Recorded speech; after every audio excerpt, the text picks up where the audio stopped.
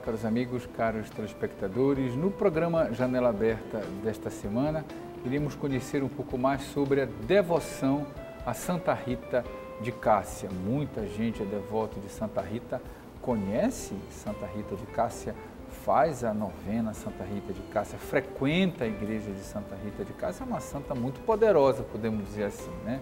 Muito importante para a devoção de todos nós católicos, né? E ela, enfim, tem uma história muito bonita, muito importante, né? E se você não conhece, convido você a ficar no programa de hoje, que nós vamos falar um pouco da história de Santa Rita de Cássia. Temos uma paróquia aqui na Arquidiocese de Belém que faz, né, a sua devoção a Santa Rita de Cássia.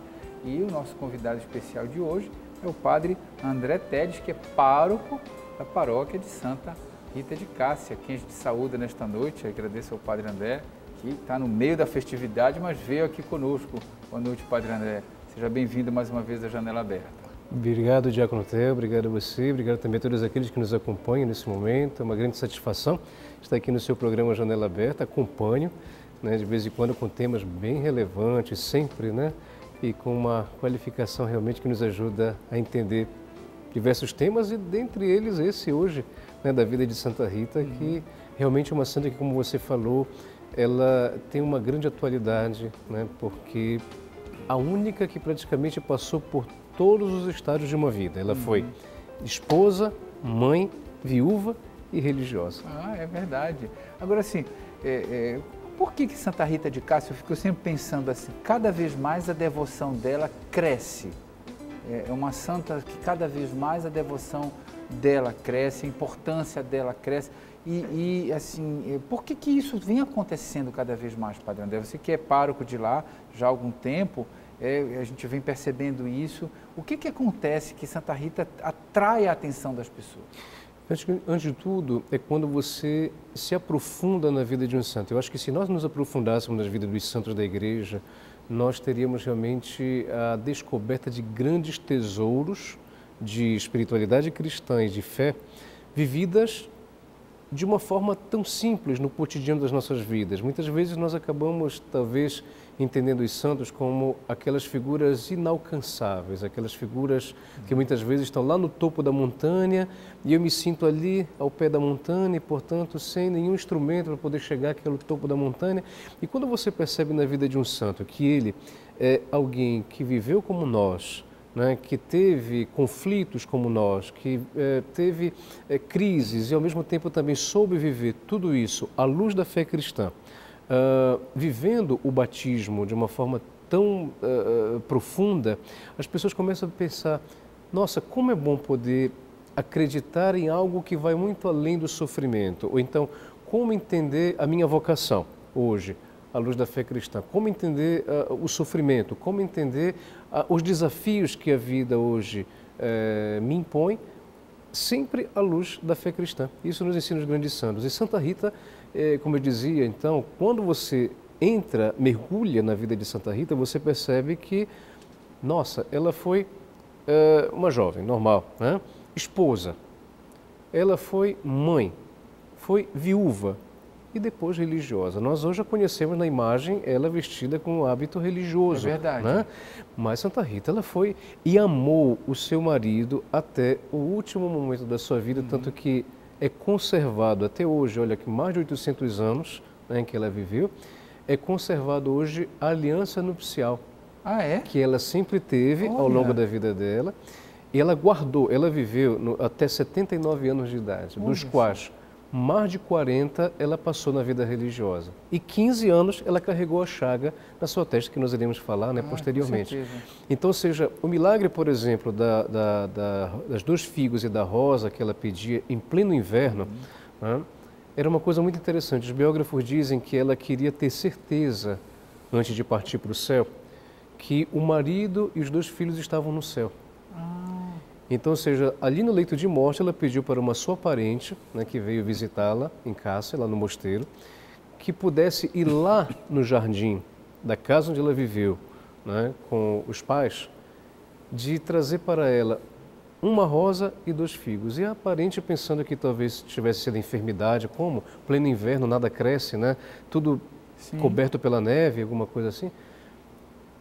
mas vá lá que eu quero que você me traga. E quando a parente foi lá, né, são 3,5 km entre Cássia e Rocaporena, a cidade onde ela viveu, onde ela nasceu, aí encontrou lá uma rosa e 2 figos. Nossa. Ou seja, para poder dizer que foi o sinal que Deus deu a ela, ainda em vida, de que o marido, simbolizado pela rosa, e os 2 figos, os 2 filhos, estavam no céu, esperando por ela. Você falou agora disso, me veio essa ideia de a gente pensar, até falar para o nosso telespectador, a importância da família. Como era a família? Eu sempre fico pensando assim, quando eu entrevisto alguém que conhece a biografia dos santos, como é a família? Como foi a família de Santa Rita? Como era criança? Como é que despertou a vocação? Porque às vezes a gente fica pensando em casa, Santa Rita era uma grande santa. É verdade. Mas eu posso ser santo? Como ela era uma criança como? A mãe dela ensinava ela a rezar? Como é que era assim? Era uma família diferente? Ou era uma família comum como as outras famílias? Na verdade, naquela época, ali, final da Idade Média, as famílias eram profundamente religiosas, né? Tanto que o centro da cidade era a igreja, né? E o que acontece? Interessante que Santa Rita é uma cidade rocaporena, até hoje, é uma cidade assim que só tem aquela rua do centro e depois basta. Algumas casas são em torno de quase ali 50 famílias, né? 60 famílias que...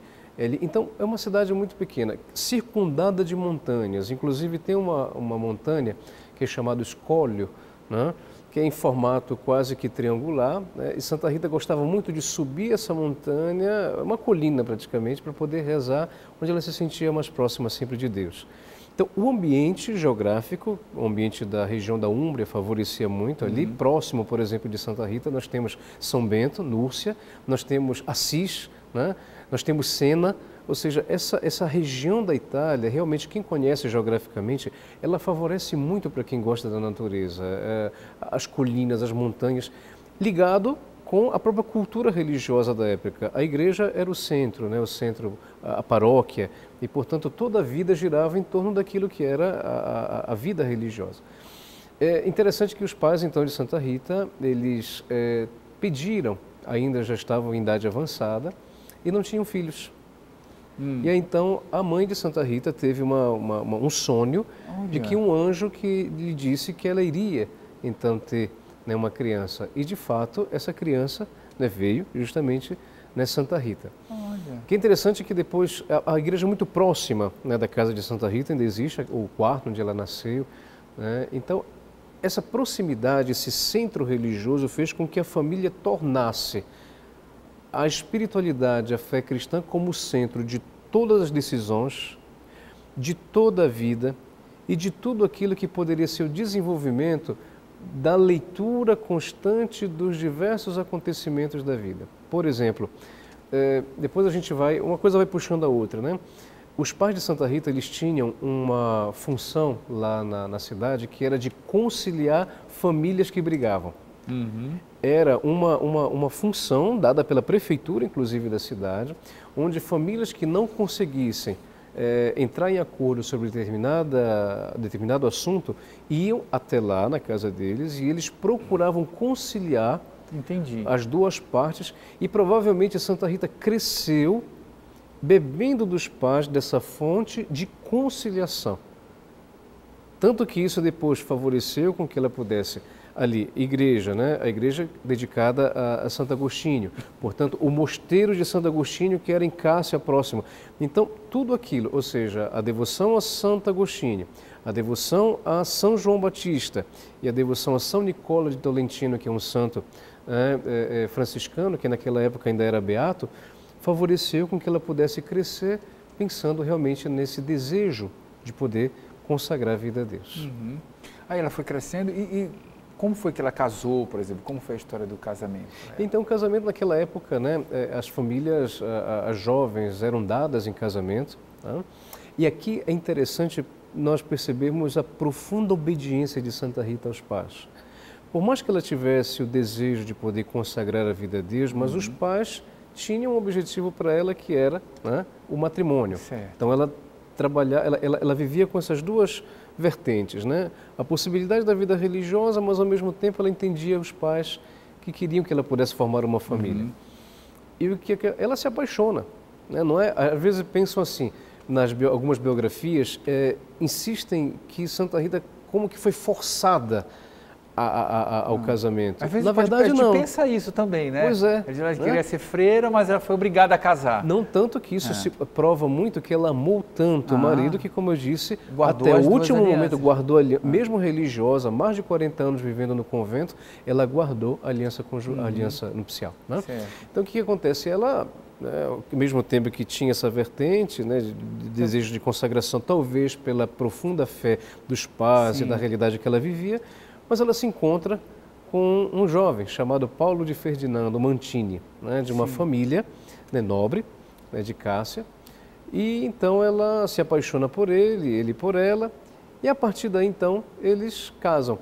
Né? Casava cedo também naquela época. E casava né? cedo naquela época, ela era no início da juventude, né, entre final da adolescência e início da juventude. Né? Ela casou. E no primeiro momento ela viveu, né, numa residência ainda na cidade de Cássia, só que o marido, Paulo, ele pertencia a uma família que era rival de uma outra família, que era muito comum naquela época, né? E essas duas famílias se maltratavam muito com violências, retaliações, né? Um outro elemento da biografia de Santa Rita é que acabam dizendo que o marido era violento, né? E tanto que tem, inclusive, algumas músicas dizem isso.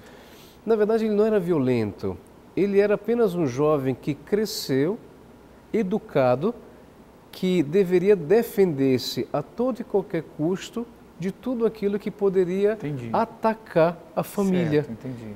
E tanto que ele, por exemplo, ele era inclusive o que a gente poderia chamar hoje de um atirador, né?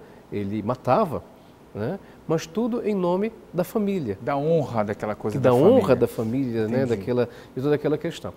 Quando Santa Rita casa com ele, ela percebe e tenta fazer de tudo para que ele possa voltar a ter uma vida que possa ser vivida sem violência.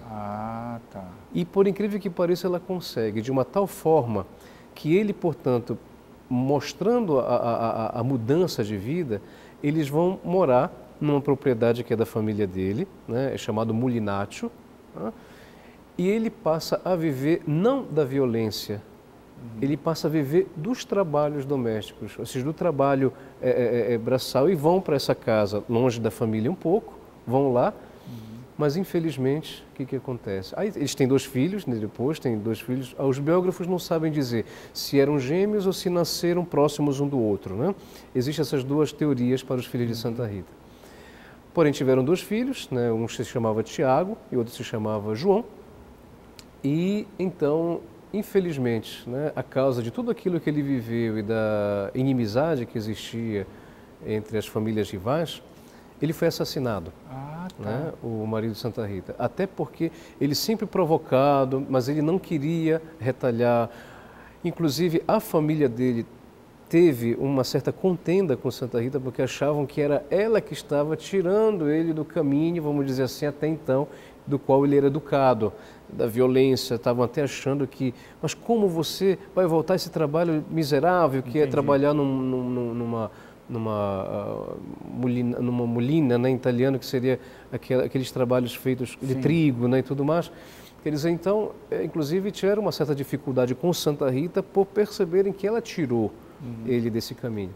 Mas infelizmente ele foi assassinado. E por incrível que pareça, ela sentiu isso, tanto que ela correu, ele foi assassinado próximo à casa, ela ainda conseguiu escutar dele o nome dos assassinos, né? Que ele, né, viu, escutou o nome dos assassinos, mas o que aconteceu? A família sabia que ela tinha conhecimento dos nomes, mas ela não revelou o nome dos assassinos, porque ela saberia que se revelasse iria ter mais violência e mais morte. Uma repercussão. E ela então foi a primeira crise, vamos dizer assim, primeira provação que ela teve, porque ela carregou as chagas, né, da repulsão da família do marido, porque ela sabia os assassinos, mas não quis dizer. Né? E ela trabalhou depois isso de uma forma muito, muito bonita, né? Porque depois os filhos morreram, né? Conta a tradição que eles queriam vingar a morte do pai por causa da influência da família, né, do pai. E então eles queriam vingar a morte do pai e a família estava instigando os 2 filhos a honrar o sangue derramado dos pais. Inclusive no cartaz da festividade desse ano nós representamos isso, né? É uma pintura que existe lá na capela da casa onde ela viveu, ela nas vestes, né, vestida como uma mulher daquela época, né, como mãe de família, ela com os 2 filhos apontando para um crucifixo, né? Ou seja, o que quer representar aquilo? De que ela sempre procurou mostrar para eles que não valeria a pena, que deveriam sempre seguir o exemplo do Cristo crucificado e assim por diante.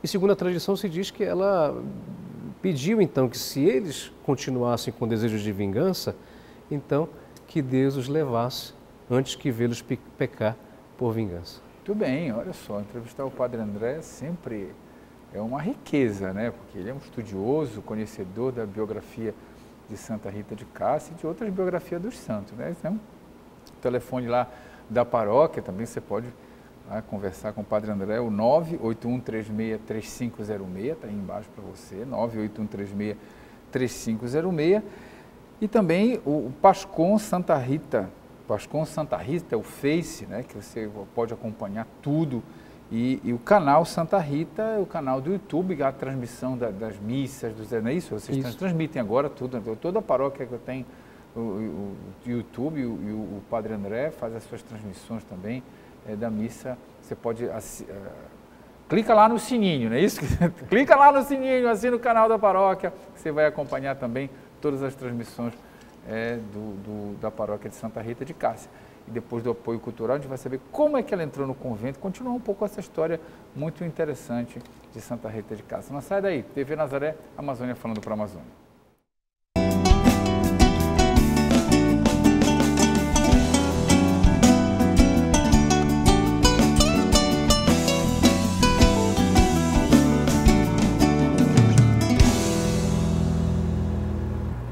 Voltando com o nosso programa Janela Aberta aqui pela nossa TV Nazaré, hoje conhecendo um pouco mais sobre a devoção a Santa Rita de Cássia e também sobre a história de Santa Rita de Cássia, essa santa muito instigadora, diríamos assim, sobre a fé, sobre a vida, sobre os estados de vida.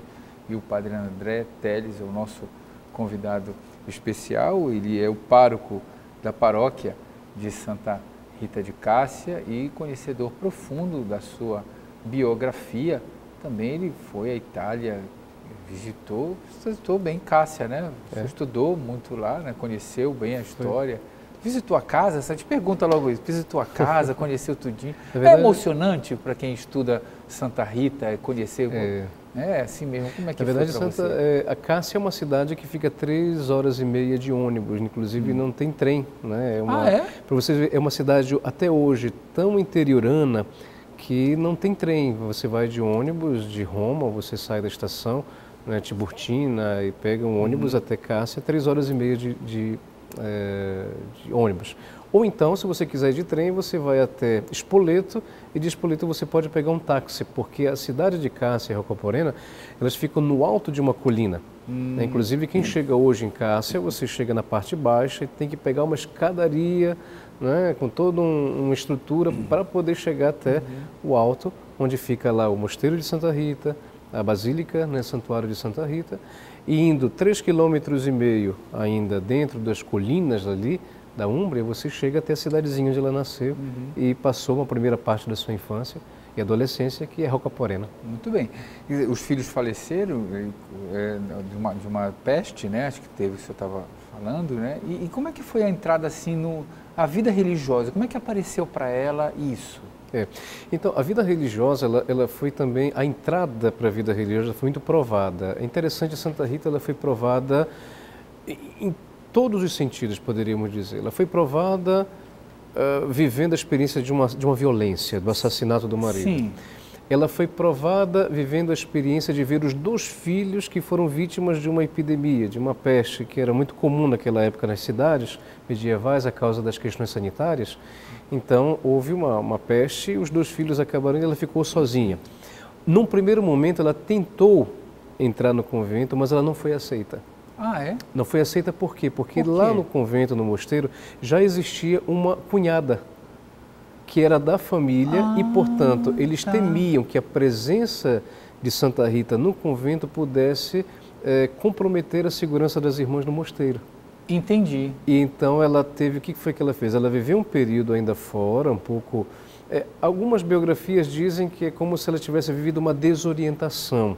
Tendo que no último filme que foi feito sobre ela, inclusive muito bom, né, por sinal, pela RAI italiana, né, representa em algumas cenas como se ela estivesse assim como que perdida. Eu sei. Né, assim como que procurando o sentido, alguma coisa assim. Na verdade, pode ser que ela tenha passado por esse período, mas ao mesmo tempo, segundo o que existe nos registros da cidade de Cássia daquela época, é que ela aproveitou esse tempo e o que aconteceu? Ela procurou conciliar as duas famílias rivais, tanto a família do marido, que era a família dela, e a outra família rival. E nós temos comprovado, do ponto de vista até mesmo historiográfico, registrado na prefeitura de Cássia daquela época, na 1400, que houve uma conciliação de duas grandes famílias rivais, que eram justamente essas duas famílias, graças a ela. Ela conversou com os familiares do esposo, depois ela foi conversar com a outra família rival e ela favoreceu um diálogo entre esses dois, que eram os representantes das famílias. E tanto que houve um tratado de paz. Esse tratado de paz foi registrado na prefeitura de Cássia e é ele que nos garante hoje a veracidade de que ela favoreceu essa conciliação entre as duas famílias. Tá. Conciliadas as duas famílias, as irmãs então perceberam que ela poderia então ingressar na vida religiosa, porque mais uma vez ela, né, insistiu em querer entrar no convento, né, na vida religiosa. E daí ela entrou, né, e ele viveu. No convento de quê? Ela pertenceu então à ordem agostiniana. Era monge, até hoje inclusive esse mosteiro ainda existe. Porque naquela época era só vida religiosa. Naquela época eram 4 grandes ordens, né? Era a ordem agostiniana, os franciscanos ainda não estavam, né? Então, clarissas, estavam né? ali ainda começando, né? Então, era os agostinianos, os dominicanos e os carmelitas, né? Então, eram as 3 grandes ordens que naquela época existiam, né? Os agostinianos, os dominicanos e os... As clarissas também, né? Oi? As clarissas não tinham? As clarissas justamente vêm de Santa Francisco, que são contemporâneos, né? Santa Rita, ela viveu, penso que 30, 40 anos depois de São Francisco, então estavam começando ainda naquela época. Tanto que a ordem ela foi reconhecida muito tempo depois, né? Nesse caso. Mas se naquela época um jovem, uma jovem, se quisesse entrar na vida religiosa, ou ela entraria na ordem carmelita, ou na ordem agostiniana, ou na ordem dominicana, que eram as 3 grandes... Santa Catarina, por exemplo, Santa Catarina foi uma terciária dominicana, né? Ou seja, ela era leiga, mas que consagrada à ordem dominicana. E no convento, como é que foi a vida dela no convento, assim? Então, tem histórias... O que as histórias dizem dela, né? Bom, dizem que foi alguém profundamente devota, mas ao mesmo tempo obediente. Em que sentido? Lá no convento, quem visita, é conservado até hoje, tinha uma videira que estava morta. E para provar a obediência, né, de Rita, a superiora pediu para que ela pudesse, então, regar e cuidar dessa videira, para que essa videira, quem sabe, mas ela não sabia porque já estava praticamente morta. Tinha um poço ali próximo, pois ela fez tal qual a superiora havia pedido e começou a cuidar dessa videira, de uma tal forma que essa videira, ela viveu. Olha. E por incrível que pareça, mais de 800 anos, e essa videira até hoje ainda se encontra, né, lá no mesmo local onde, lá no convento. Então, para mostrar um pouco da obediência. Então, quando a gente pensa a vida religiosa de Santa Rita, lá a gente percebe 2 grandes fatores, que é a vida religiosa intensa, tanto que também é conservado o terço que ela usava. Ainda é conservado? É conservado. Nossa! E também é conservado o terço. E a espinha, né, da testa, que foi essa experiência mística que ela teve, foi depois de uma pregação que ela escutou de Sexta-feira Santa, justamente de um grande pregador franciscano que, né, girava ali naquelas regiões da Úmbria, né, e pregava nas cidades e assim por diante. ela se sentiu tão tocada por aquela pregação de Sexta-feira Santa que ela foi para a capela do mosteiro e todo mundo pensa que é uma imagem, né? Uma imagem como... Mas, na verdade, é uma pintura do crucificado que existe nessa parede. Então, ela se sentiu tão tocada que ela segundo os biógrafos dizem, diante daquele crucifixo, ela disse, eu quero um teu sofrimento. E a partir dali, então, realmente, ela teve essa experiência mística da estigma, né, que foi esse espinho, que ela conviveu por 15 anos. E que lá, inclusive na exumação, e na exumação que foi feita há 23 anos, a última exumação feita há 23 anos atrás, ainda se vê uma ferida profunda que na linguagem científica foi como uma...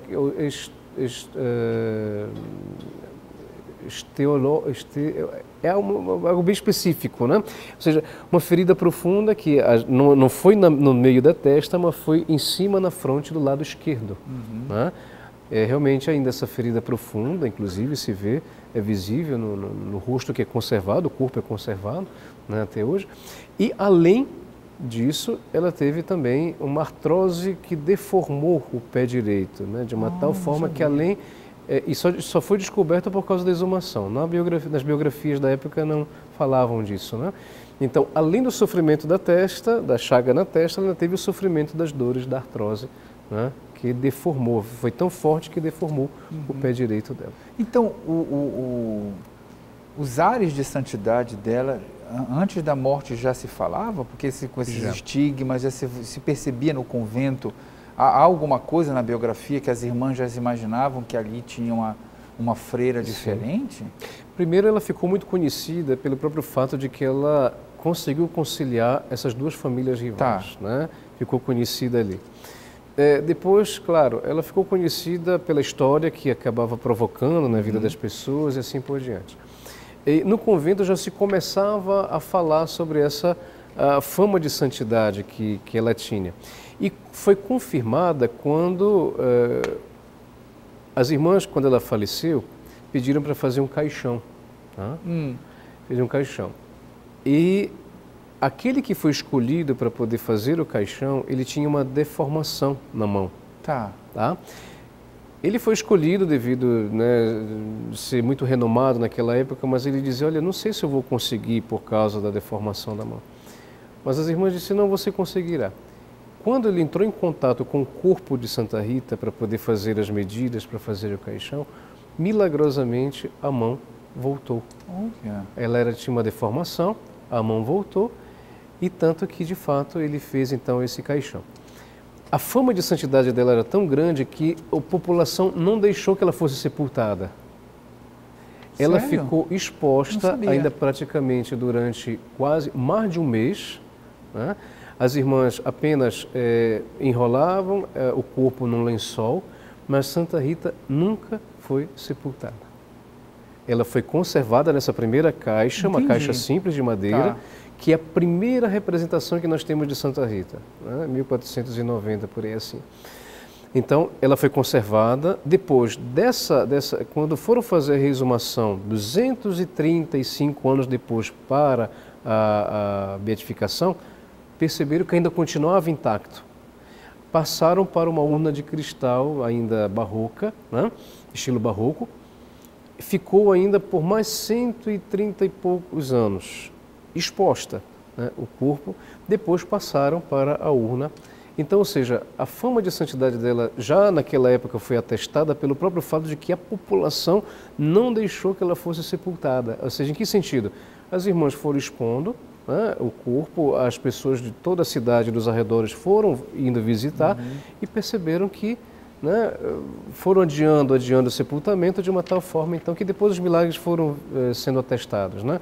A cura da mão, né, daquele que fez o primeiro caixão, depois a cegueira curada, né, de uma jovem também confirmada nos anágrafes ali da prefeitura de Cássia daquele período, e assim vários outros milagres que foram acontecendo e que atestavam então realmente essa santidade que era conhecida mesmo antes da igreja, porque Santa Rita só foi canonizada 280 anos depois Mas da sua vocês perguntaram, não foi logo depois que Não ela foi foi logo, ela teve mais, são quase 2 séculos para poder canonizá-la. Pois é, demorou tanto assim, né? Se pergunta hoje ainda o porquê, da demora, mas porque naquela época justamente a questão da família, né, das influências. Então, Entendi. na verdade, claro, quando para uma canonização a igreja ela é muito prudente, né, em relação ao estudo de tudo aquilo que possa acontecer. Provavelmente os estudos e o processo ele tenha demorado devido a muitas questões. A vida de Santa Rita foi tão intensa que então foram estudando cada pormenor da vida dela.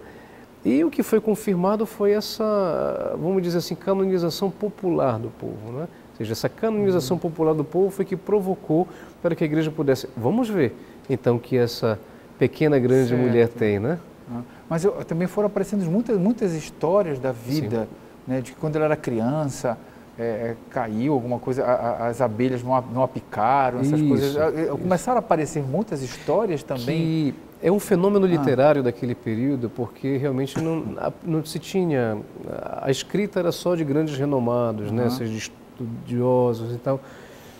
Os mesmos estudiosos foram começando a procurar estruturar uma biografia, provavelmente em base ao que ouviram dizer. E muitas vezes, até quem sabe, interpretando determinados fatos para que pudesse provocar um certo impacto, que é justamente chamado de florilégios. Por exemplo, o primeiro grande biógrafo de Santo Agostinho, São Boaventura. Né? Quer dizer, então, naquela época, a sabedoria popular era tão forte que eles criavam o que era chamado de florilégios, ou seja, interpretações de eventos que existiram, porém, claro, acrescentados de uma interpretação que pudesse favorecer mais a santidade ou aquela virtude específica, né, daquela pessoa. E que foi o que aconteceu com Santa Rita. Então, o que nós temos hoje, por exemplo, do fato, né, das abelhas, é o próprio fato de que, por exemplo, os biógrafos entenderam que foi uma interpretação do Antigo Testamento, né, o mel que sai dos lábios, que vem dos salmos, né? Ou seja, o que é essa expressão, o mel que sai dos lábios? É tudo aquilo que você é capaz de poder falar de Deus quando você vive para provocar a doçura na vida das pessoas. Então, provavelmente isso foi interpretado dessa forma. Mas as abelhas, interessante, além desse fato da infância, existe uma coisa muito interessante, é que lá no convento de Santa Rita, lá no mosteiro de Santa Rita, tem uma espécie de abelha que até hoje, né, ainda tem nas perfurações ali da parede, e que é uma espécie de abelha que se criou ao longo de séculos e que só se encontra ali, naquela região do mosteiro. É uma espécie de abelhas brancas, inclusive. Né? Então, as abelhas elas têm essa presença realmente na vida de Santa Rita, né, como essa interpretação, né, de que a vida de Santa Rita fala desde a infância, né, com esses fatos notáveis que aconteceram, por exemplo, da gravidez na ancianidade, né, da mãe, e depois tudo aquilo que foi a própria vida, o fato de ela poder saber conciliar as pessoas, foi interpretado pelos biógrafos nesses florilégios, né, que são interessantes e que, de qualquer forma, eles são representados ali oficialmente. Muito bem, olha o telefone lá da paróquia do Padre André, que é a paróquia de Santa Rita de Cássia, é o 981363506, 981363506, o telefone lá da paróquia, para você marcar com ele, conversar com ele, conhecer um pouco mais sobre Santa Rita de Cássia. Pascom Santa Rita, é o do Facebook, é o endereço do Facebook, e no YouTube, o canal que você marcar lá, o sininho para assistir às celebrações, é o canal Santa Rita, lá do Face. E no próximo bloco a gente irá falar sobre a festividade de Santa Rita que está acontecendo, para você também poder participar aí lá na festividade, celebrar, também conhecer, tem as pregações, você vai conhecer. E principalmente acompanhar pelo canal, que vai ser tudo transmitido pelo canal do YouTube. Não sai daí, TV Nazaré Amazônia falando para a Amazônia.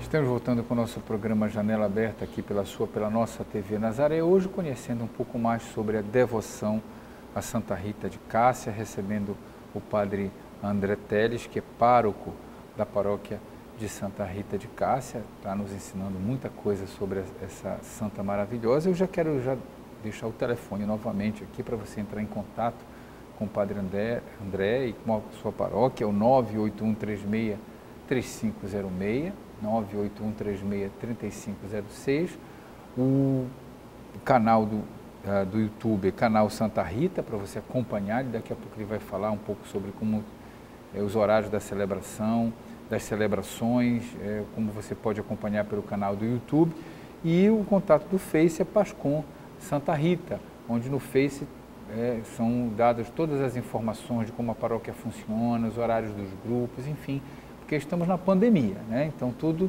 a gente precisa virtualmente também se comunicar. Aqui a gente sempre lembra, chegamos de máscaras, higienizamos nossas mãos, a gente não pode nunca esquecer, tá, de que a pandemia ela existe e a gente tem sempre que se proteger.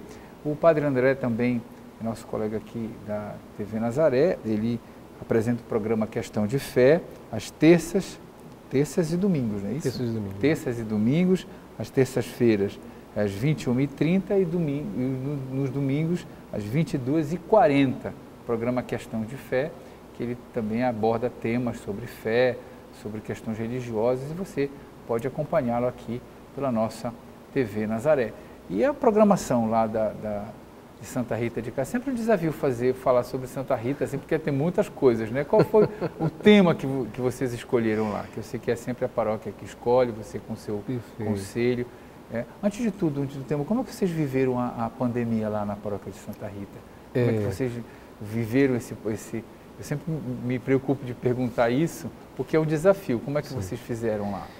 Antes de tudo, nós vivemos a pandemia com a preocupação de poder estar próximo com as pessoas, mesmo com as portas fechadas. Certo. Então, a primeiríssima coisa que nós pensamos foi transmitir as celebrações, mesmo com as portas fechadas, mas o que nós fizemos da capela da casa paroquial, né, que é um pouco menor, então nós transmitimos todos os dias a missa, não deixei de celebrar a missa, né, os dias lá na paróquia. E isso fez com que depois as pessoas que quisessem colocar as suas intenções, elas ligavam para a paróquia e nós líamos as intenções todos os dias naquela missa, dando as orientações para a transmissão. E até, por incrível que pareça, no pico da pandemia do ano passado, né, naqueles 3, 4 meses que ficamos de portas fechadas, diariamente nós tínhamos em torno de 50, 60 pessoas que acompanhavam naquele momento a celebração. Olha, que legal. E ao domingo nós chegávamos a 190, 200. Olha, que legal. Né? Então, isso foi uma coisa muito interessante, a proximidade, as pessoas escutarem o nome das pessoas que gostariam de rezar, né, nas intenções. Depois nós criamos 4 grupos de WhatsApp para poder mandar mensagens, né, tanto para dizimistas como também para pessoas que queriam naquele momento ter uma mensagem. Eu preparava uma mensagem quase que semanalmente para ser enviadas às pessoas, né? Eu lia algumas intenções naquele. Então nós, como paróquia, ficamos acompanhando virtualmente, né? Depois fizemos lives, claro, né, para a gente poder falar um pouco sobre o contexto daquela época da pandemia, como viver a pandemia à luz da fé, como poder, né, favorecer a fé em Deus, a esperança, mesmo nesses tempos difíceis. Então nós vivemos dessa forma, né, realmente procurando priorizar sobretudo essa proximidade com as pessoas, tanto do ponto de vista das mensagens, como do ponto de vista também, né, das transmissões todos os dias, né, da missa. Chegou um momento que eu fiquei sozinho, né? Secretários e funcionários, fiquei literalmente na paróquia quase um mês sozinho, com uma câmera aqui. Às vezes a câmera caía, aí eu parava a missa para poder colocar a câmera de novo e tudo mais, para poder chegar até mais próximo, né? Sempre o povo nessa época de pandemia. E agora, como é que vocês pensaram a fazer essas transmissões para esta festividade? Isso. Então, nós fomos uma das únicas, talvez, né, das poucas paróquias que continuamos, mesmo depois do pico da pandemia, a transmitir todos os dias. Quando nós pensamos na possibilidade de dizer, bom, o pico da pandemia terminou, o retorno das pessoas, então acho que eu recebi quase que centenas de mensagens para que nós continuássemos a transmissão das missas. Claro, claro. Como tem uma forma, alguém dizer assim, padre, continue, é o respeito a nós que não podemos, com certeza. Porque tem os idosos que ainda não podem ir, tem pessoas que ainda estão com um grupo de risco, claro. Me tocou muito aí, tanto que eu disse assim, não, então vamos continuar mesmo de uma forma simples, né, a transmissão, né, mas a gente continua, e tanto que até hoje, desde o dia 22 de março de 2020 até hoje, nós só deixamos de transmitir 4 dias, assim, intercalados durante esse ano todo, né? Daqui que é problemas técnicos, então alguma coisa assim. Mas desde o dia 21 de março de 2020 até hoje, a paróquia todos os dias transmite as celebrações.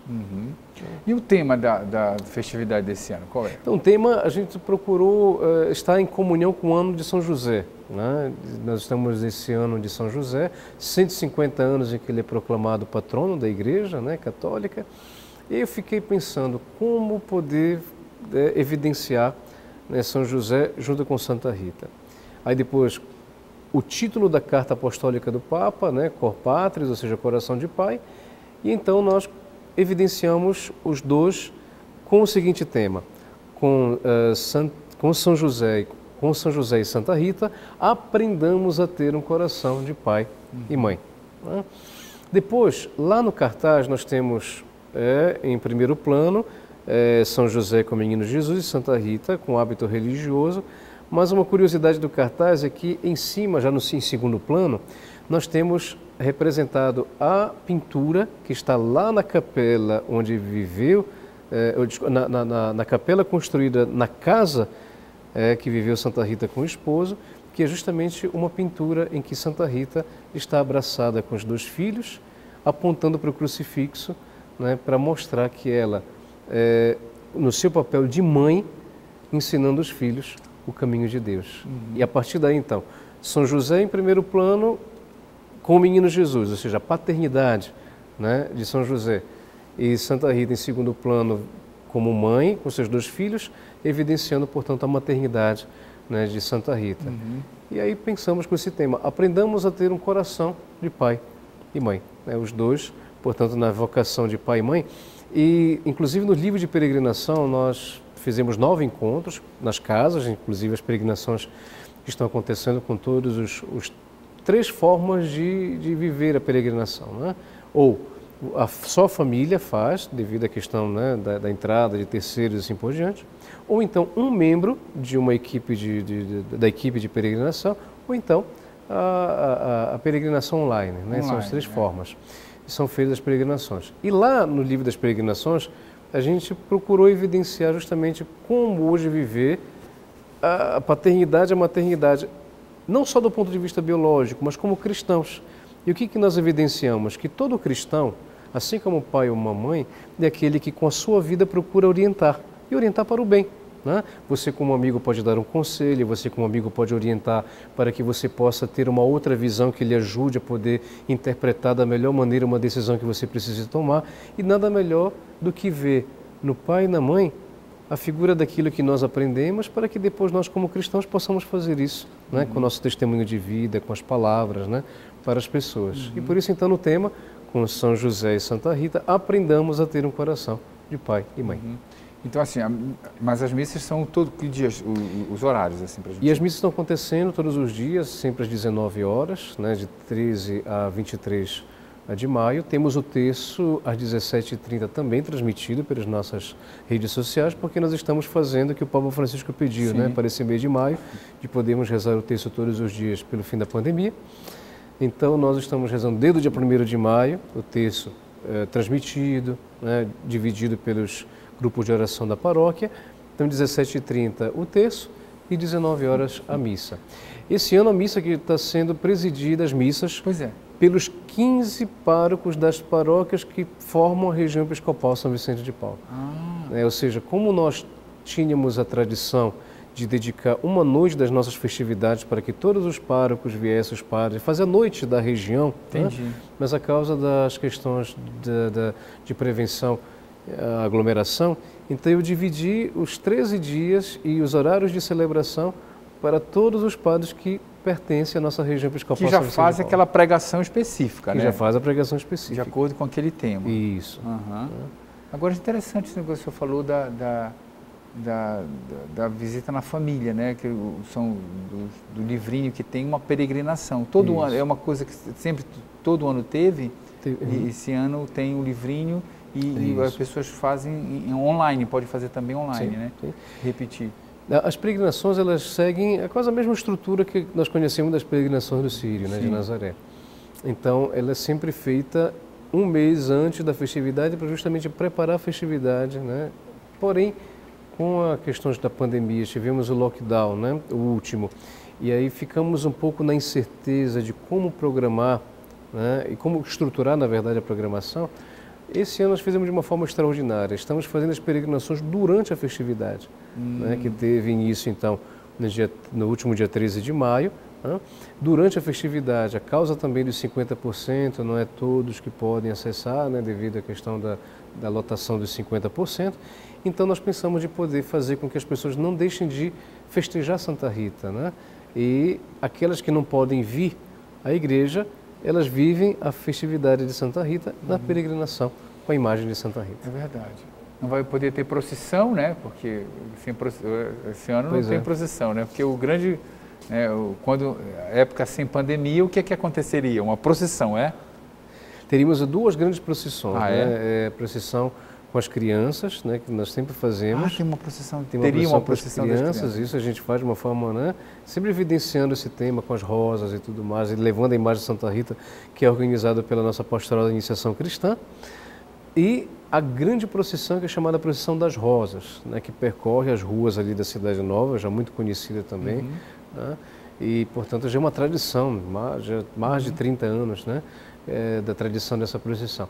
Mas infelizmente, esse ano nós não podemos realizar as duas procissões, porém, nós vamos fazer uma carreata, né, no dia, que já fica um pouco mais, né, as pessoas no carro, percorrendo as ruas ali da Cidade Nova, pegando também o itinerário que é tradicional da Procissão das Rosas, mas nós iremos estender um pouco mais e passar por outras ruas para que as pessoas possam ter mais proximidade com a imagem de Santa Rita e fazer suas orações nessa Santa Rita. Então, qual é o dia da carreata? A carreata é dia 23 de maio. 23 de maio. Né? No último dia da nossa festividade, teremos a missa às 7 horas da manhã. Certo. E logo em seguida a carreata sai. A carreata, muito pela bem. manhã.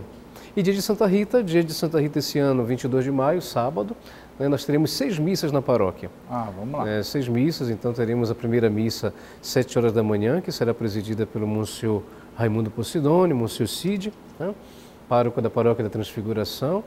Nós teremos a missa das 9 horas da manhã, que será presidida pelo Padre José Maria Ribeiro, que é pároco da Paróquia de Santa Maria Mãe de Deus. Teremos missa ao meio-dia, que será presidida por Dom Antônio, nosso bispo auxiliar. Teremos missa às 15 horas, que será presidida pelo Padre Fábio Quintal, que esse ano assumiu uma paróquia da nossa região, na Divino Espírito Santo, e irá participar conosco e presidir às 15 horas. Teremos a celebração das 17 horas, que será presidida pelo Padre Devaí, que também assumiu esse ano como pároco da paróquia de Santo André. E às 19 horas, a missa que será presidida por Dom Alberto, né, lá, numa grande solenidade, realmente, né, vivendo o dia de Santa Rita. Então serão 6 missas, né, no sábado, lá em Santa Rita. E teremos também a possibilidade de poder, se você quiser, né, devota de Santa Rita, da nossa região metropolitana, você vai poder acessar também, porque se a lotação da igreja chegar ali aos 50%, nós já temos lugares, né, específicos onde nós iremos lá na própria igreja e na área da paróquia transmitir, né, a celebração, e todos nós poderemos então, né, participar sempre seguindo os protocolos de segurança. Olha, muito bem. 981363506 é o telefone, dá tempo de você ainda tirar alguma dúvida lá com o Padre André. Pascom Santa Rita é o Face, né, no Facebook, e canal Santa Rita é o canal do YouTube. Tudo vai ser transmitido pelo YouTube, né? Então você também não vai perder nada para você que é devoto de Santa Rita. Padre André, muito agradecido pela sua participação no programa de hoje. Sucesso lá na sua paróquia. 30 segundos para suas considerações finais, por favor. Então, eu quero, Diácono Theo, muito obrigado, né, pela participação, pelo convite. A você também, né, que nos acompanhou nesse programa Janela Aberta, tendo essa oportunidade de poder falar sobre a vida de Santa Rita. Imagina que nós falamos, eu acho que 10% ou até menos, né, daquilo que realmente é a grande profundidade da vida de Santa Rita. E como dizia o diácono Theo, fazendo a pergunta no início, né, por que Santa Rita ela chama tanta atenção na vida das pessoas? E penso que realmente esses estágios que ela viveu na vida, né, sendo esposa, mãe, viúva, religiosa, é algo que nos faz identificar com ela, né? Uma jovem se identifica com Santa Rita, uma esposa se identifica com Santa Rita, uma viúva se identifica com Santa Rita, e a vida religiosa, até, né, nós padres nos identificamos também com a vida de Santa Rita, e por isso então, né, que Santa Rita possa abençoar, interceder junto a Deus por todos nós neste mês que nós celebramos tão grande santa. Tá certo. Sucesso mais uma vez no seu trabalho, e agradeço a você que nos acompanhou no programa de hoje. Até a próxima semana e mais uma Janela Aberta. Até lá, tchau, tchau.